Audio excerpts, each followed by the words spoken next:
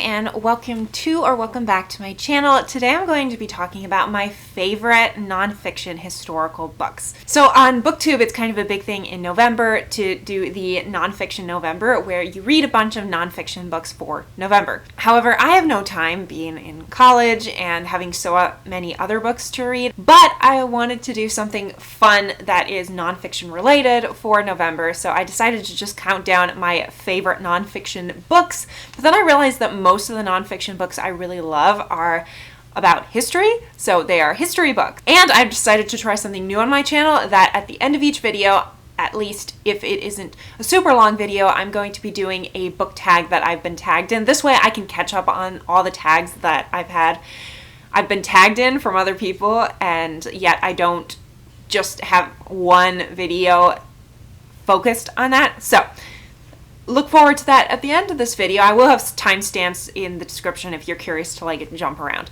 Obviously, I love history. I am a history major in college currently, so I've read quite a few historical nonfiction. So today I'm going to be counting down my top 10. These are not in any order because I couldn't choose my favorite, but these are all amazing books. So the first one we're going to start off with is possibly the most depressing one, and that is The Rape of Nanking by Iris Chang. This is a very sad story. In 1937, Japan invaded China. This was considered part of World War II, even though for us in the US, World War II didn't start till way later. And usually World War II is considered to have started in 1939 with the invasion of Poland by Germany, but honestly, it kind of started with China and even Manchuria in 1932. But Manchuria was taken by Japan, and then it wasn't until 1937 that a massive invasion of China began. And if you know anything about the geography of China, you'll know that Beijing, which is literally means the northern capital, is really close to the border of Manchuria. It's in northern China, and because of that, China moved their capital to Nanjing, which is the southern capital, because that's way down near Shanghai, and it's much safer, if the Japanese invaded. But they made it all the way to Nanjing, and they took it over, and for several weeks, there was massive pillaging, raping, murdering.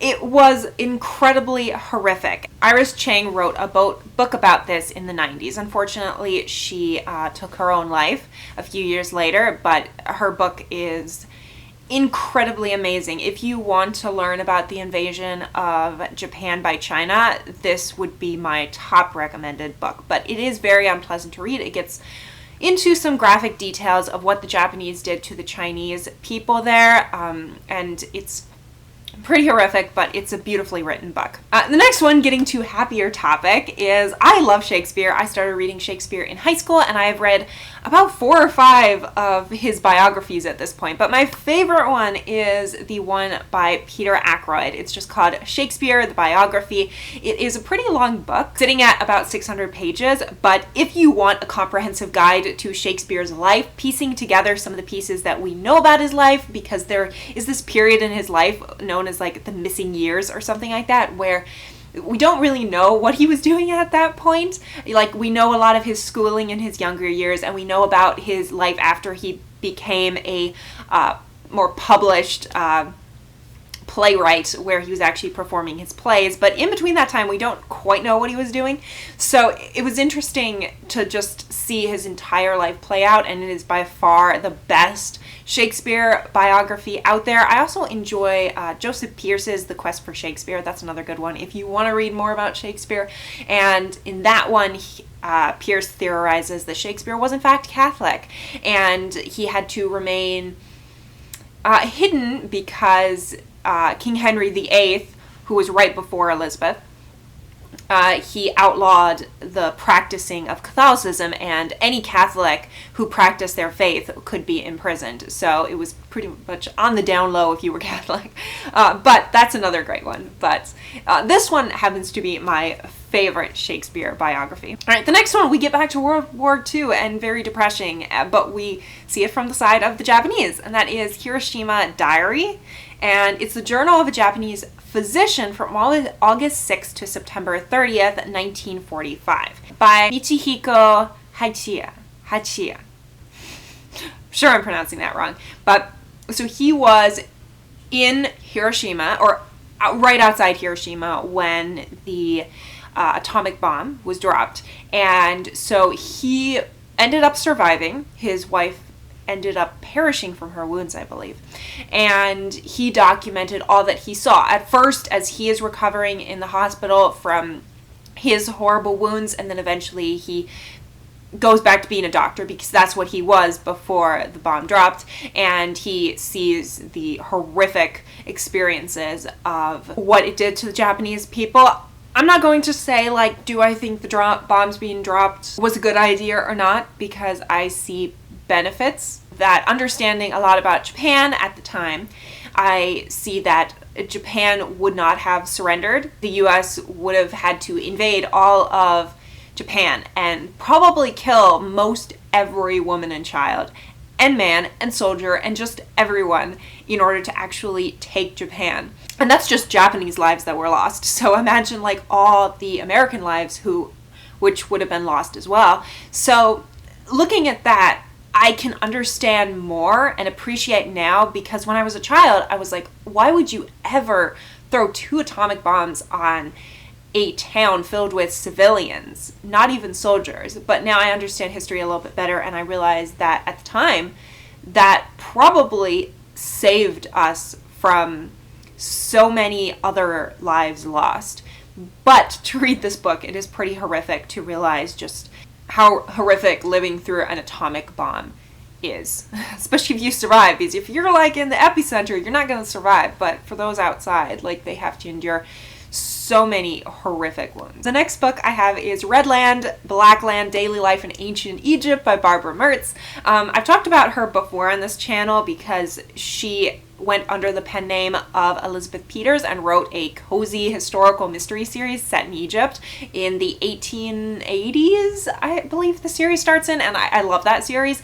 But she was also an Egyptologist, and so she wrote a couple books about ancient Egypt, and this happens to be one of my favorite ones. I can't remember the other one that she wrote, but it is an exceptional book just documenting like daily life. And for me, who loves ancient Egypt, you usually think of Egypt as like the bigger stuff, you know, think pyramids, pharaohs, gods. But this book is really cool because it documents like what was the average life of different people, whether they were wealthier or priests, or if they were like poorer slaves or peasants, I guess.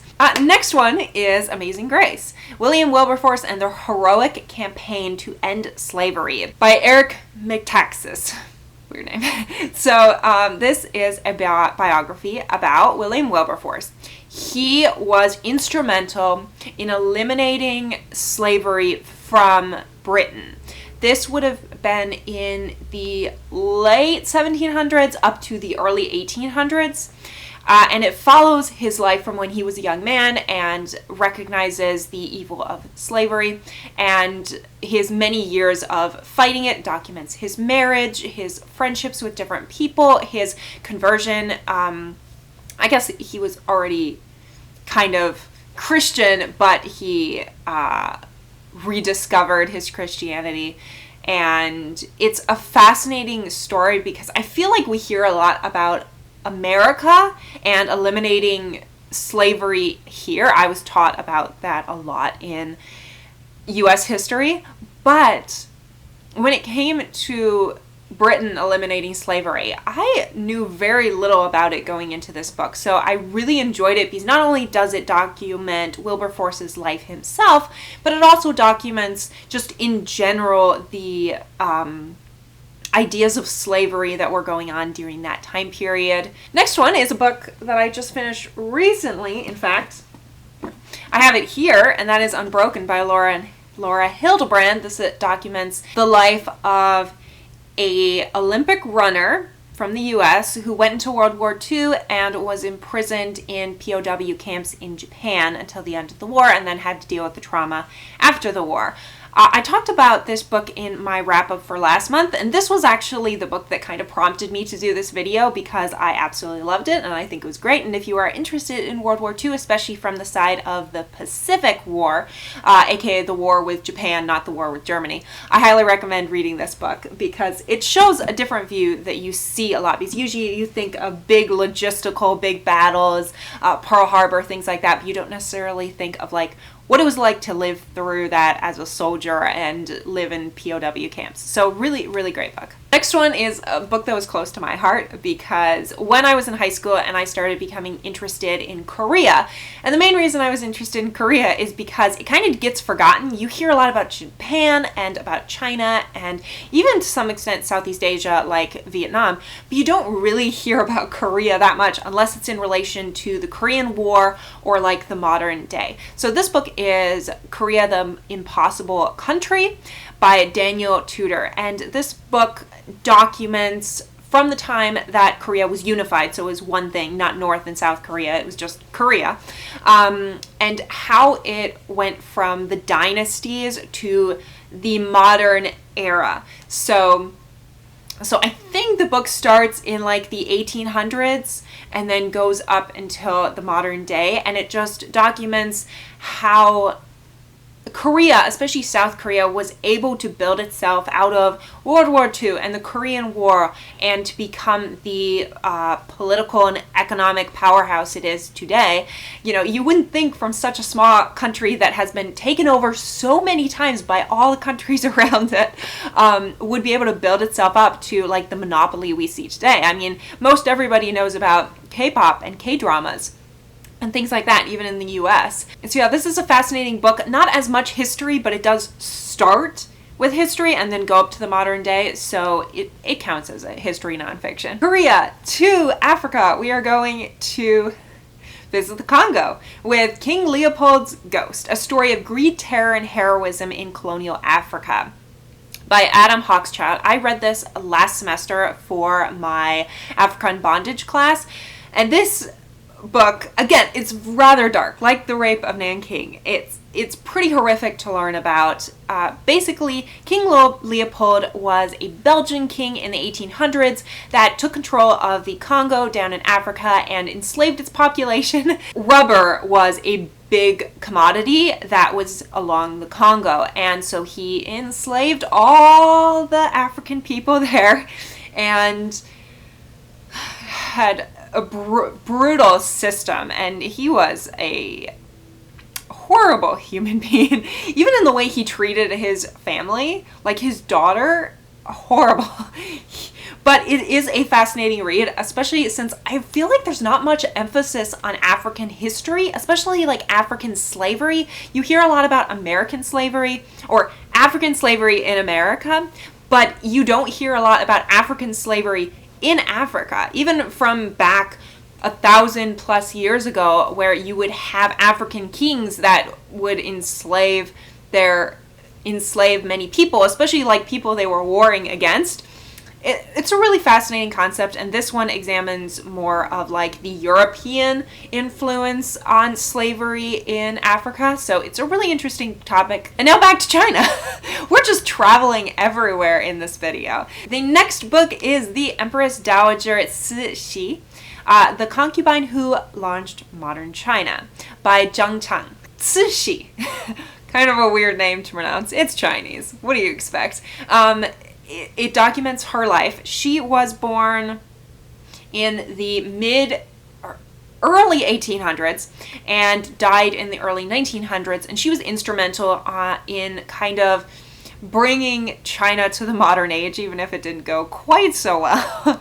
But this book documents her life from when she was a child, kind of a nobody child. She becomes one of the hundreds of concubines to the emperor, and then she eventually moves herself up to being his queen. She bears his heir, And then after he dies, she becomes Empress Dowager, who's pretty much ruling for her son. And some of her moral stuff that she did, don't exactly agree with, but she was a fascinating individual. Last book is like a personal favorite of mine, even though a lot of people won't be that interested in this topic. And that is Thomas More, A Portrait of Courage by Gerard B. Wegemeyer. So this book documents the life of Thomas More. I've talked about him a little bit. He wrote the Dialogue of Comfort. He also wrote Utopia. I think that's his biggest book, but he was an advisor to Henry VIII.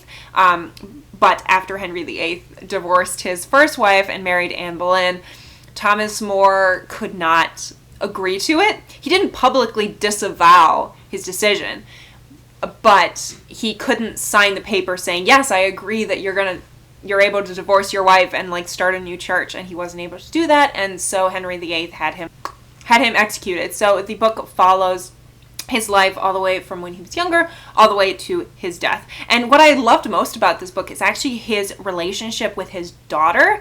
Thomas More thought it was very important that women should be educated, so his daughter was possibly as well educated, if not more, than he was growing up.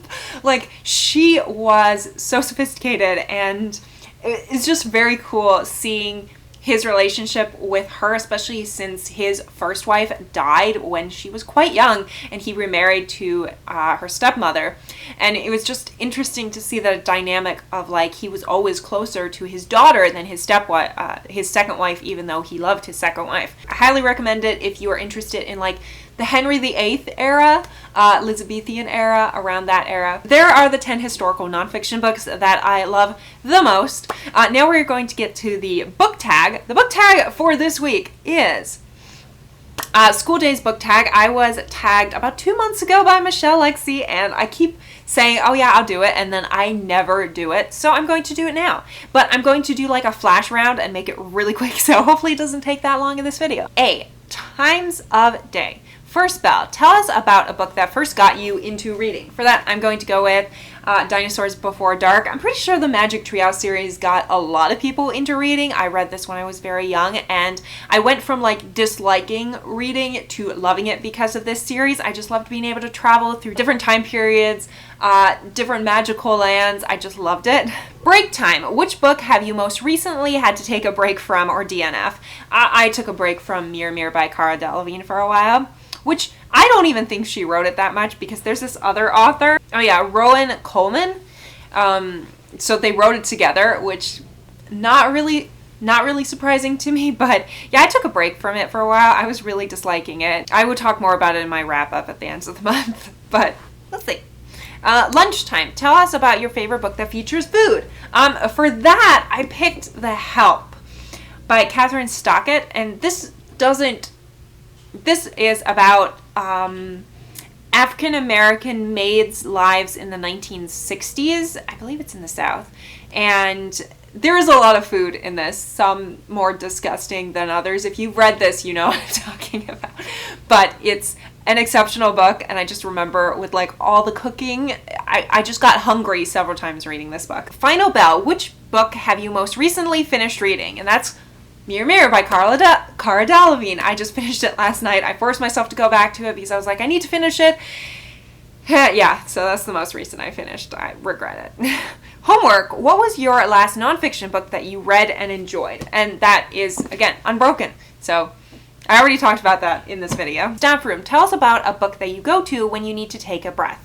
For this one, I'm going to go with Pride and Prejudice. I feel like I revert back to this a lot when I just want a nice, light read. I don't want anything deep. If I am in a reading slump and I absolutely hate the books I've been reading, I will pick up this often. And even if I don't read it all the way through, I will go to my favorite scenes, and it just gets me out of the slump of reading. And now we get to B, the subjects. And they say choose however many of the following you like. It doesn't have to be subjects you liked or anything, and I'm just going to go through all of them. English. Tell us about one book you studied at school and recommend one book that you would like to add to the curriculum. For the book I studied in school, I remember reading Oliver Twist when I was in high school, and this was actually my first Charles Dickens book, and I'm pretty sure I read this even before The Christmas Carol, and I loved this book. This is the reason that I love Charles Dickens so much now. Even though it is very unpleasant. I think it's actually my least favorite Charles Dickens book to this date, which says how great it is if it's like my least favorite, and it's just so great. The one that I would add to school curriculums, Mere Christianity by C.S. Lewis. Just in general, I would add more philosophy books to school. I think especially in high school, it's really important to read about different ideas of like how the world works and understand that. I'm not saying like just C.S. Lewis. I'm saying like philosophy in general should be added more to the curriculum to like help kids like understand how to analyze situations and the world. Math. How do you rate your books? I rate them according to Goodreads, I guess, 1 through 5. But usually I rate it both for enjoyment as well as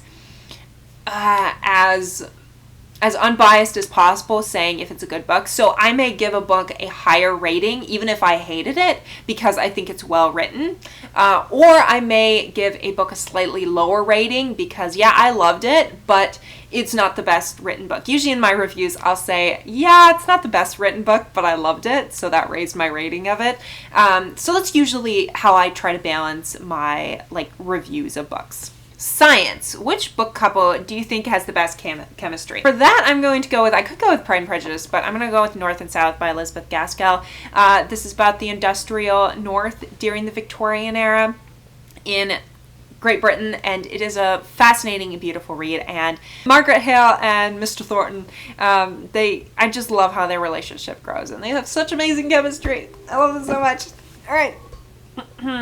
Geography. Describe a book that had a strong sense of place or great world building. For that, I gotta go with Lord of the Rings. You can't top Lord of the Rings world building. The level of detail. Every time I'm reading a fantasy book, I always compare it to Lord of the Rings now because you honestly can't beat it. I mean, Brandon Sanderson does come close. Like, all his books have very detailed world building, but he also didn't create, like, detailed languages.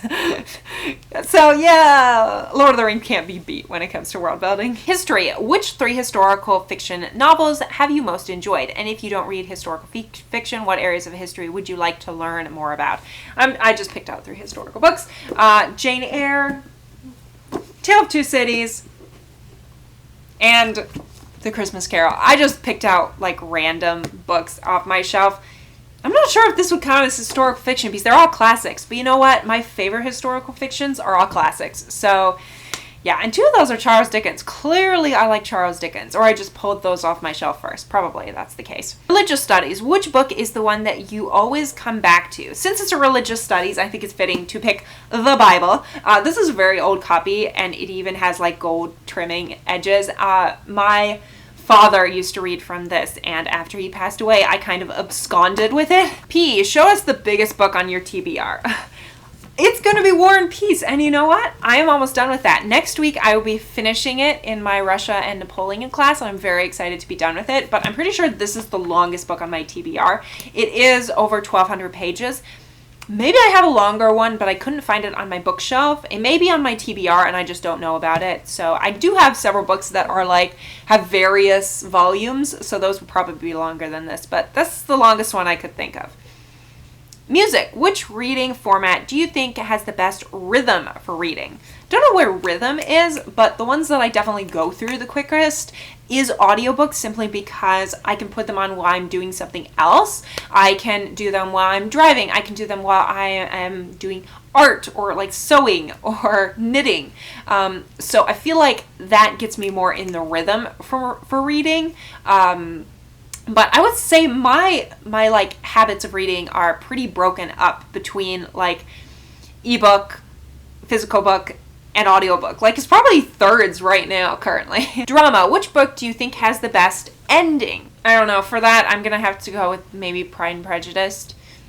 No, I'm gonna go with North and South because I think Pride and Prejudice did Lydia dirty, and I wanted to see the comeuppance of Wickham. So I guess North and South is the best ending, even if it's a bit bittersweet because a few characters die by the end. Art. Show us 3 books that you think have the best covers. For that, I picked all like my prettiest books, my favorite ones. I love these like copy of books I believe they're from Barnes & Noble's. I'm pretty sure I only bought one actually at Barnes & Noble's. I received this as a gift.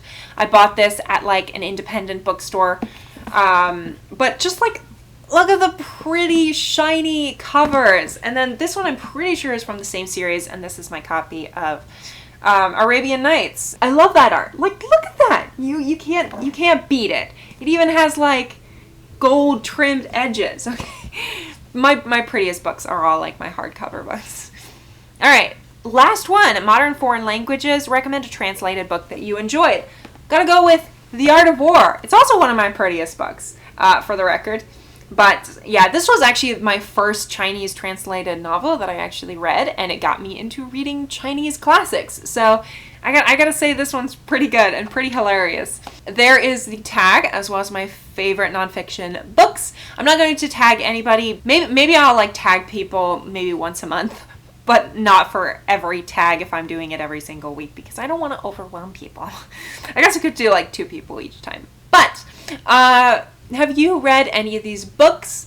Let me know your thoughts down in the comments. Thank you so much for watching. I post every Saturday at 6 p.m. Eastern Time, and I will see you all in the next video.